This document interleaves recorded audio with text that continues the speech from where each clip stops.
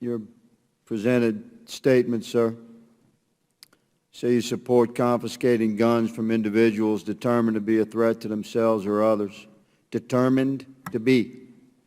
So by this legislation my colleagues are putting forth, my understanding of the letter of that law, which I 1,000% oppose, as would our founding fathers, the letter of that law says an anonymous tip from a citizen. So if this was law, Commissioner, would you confiscate, would you go to your neighbor's home and confiscate his legally owned weapons, a man that was not under criminal investigation nor under arrest? Would you do it? The red flag laws would... That's a yes or no, brother. I got 5 minutes to make an hour-and-a-half statement here. It's more than a yes or no answer.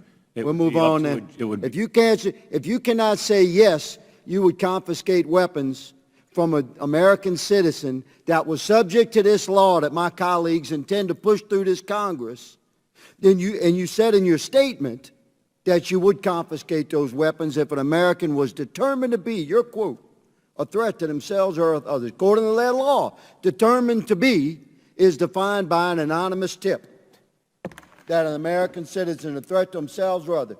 You're a police commissioner, a thin blue line brother, sworn to uphold the Constitution, and you're saying you'd seize those weapons. I see that as a problem. I'm going to bring us back in time to World War II. America's population, 140 million.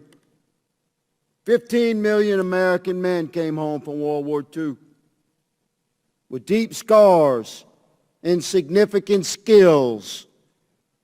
They bore the invisible wounds of war.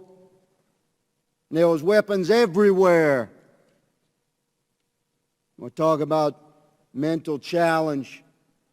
My father was one of those men who was a Navy pilot in World War II. He came back from the war and built his family. I'm the seventh of his 8 children. I was born in 1961. We had guns everywhere. There was virtually no regulation. Any child in the 50s could buy a weapon from any seller if Daddy sent them with the money. We didn't have mass shootings. It wasn't until 1968 in America that serial numbers were even required on weapons sold in this country. You order weapons through the Sears catalog by the mail. In the 70s, I attended a high school, large rural school. Virtually every vehicle in the parking lot was a pickup truck, and almost every one had a rifle or a shotgun on the back glass and a pistol under the seat. And we didn't have school shootings. 1979, I began college. One of the jobs I had to work my way through college was as a carpenter. We restored historical buildings. We had to determine in the process of that work what was the original cuts of these homes, residential homes built 75, 85, 100 years ago. You could tell by the saw cut if it was a mechanical cut, an electric cut, or a hand cut.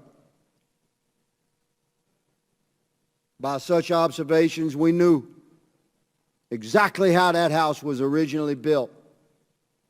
And to my amazement as a young man, beginning college in Louisiana, working, to my amazement, you know what I discovered, Madam Chair?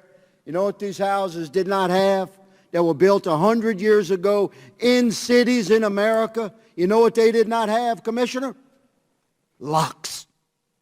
Locks. Now I ask you all, what happened to that country, man? A country where homes were built in cities with no locks. A country where guns were everywhere and virtually not regulated at all. Where millions of Americans, 14 million Americans came back. It's 11% of the population at the time after World War II with incredible skills of war and weapons of war, as you called them, everywhere. But we didn't have mass shootings.